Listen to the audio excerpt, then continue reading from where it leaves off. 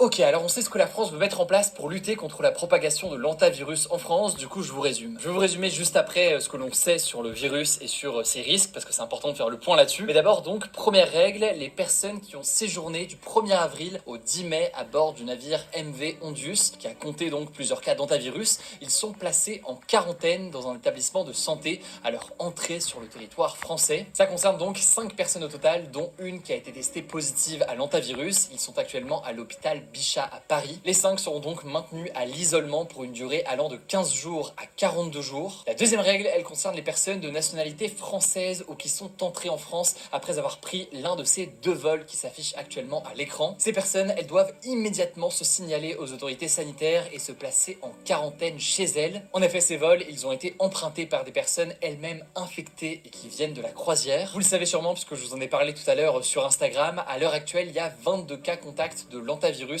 qui ont été identifiés en France. Des cas contacts, c'est donc des personnes qui ont été en contact avec des personnes infectées. Troisième règle importante, les personnes qui ont été en contact avec un passager du navire ou avec une personne infectée peuvent faire l'objet de mesures de quarantaine ou d'isolement en fonction du risque. Et ces cas contacts, donc, les autorités sanitaires les demandent de rester en auto-isolement. À noter que ceux qui ne respectent pas cet isolement risquent 6 mois de prison et 10 000 € d'amende. Alors maintenant, concernant le virus en tant que tel, je vais vous faire un point très factuel et calmement en fait sur ce que l'on sait et sur ce que l'on ne sait pas aujourd'hui. Déjà, ce qu'on sait, c'est que il faut un contact prolongé et étroit pour être contaminé. Donc c'est a priori moins contagieux que pour le Covid. Mais par exemple, si une personne est dans un avion à côté d'une personne contaminée, il y a un risque tout de même qu'elle puisse être contaminée elle aussi. Mais là-dessus, attention, ce qu'il faut comprendre, c'est que les autorités insistent sur le fait qu'il n'existe à ce stade aucun risque de circulation incontrôlée du virus qui serait comparable au Covid-19. Ça donc, faut être très factuel, c'est la situation à date avec les informations dont on dispose. Cependant, un des éléments de vigilance importants, c'est que le taux de mortalité, il est plus important que pour le Covid. En fait, dans certains cas, il y a des symptômes respiratoires assez graves qui peuvent apparaître. Et si c'est le cas, le taux de mortalité, il peut monter à près de 38%. C'est donc un taux de mortalité, encore une fois, plus important que pour le Covid.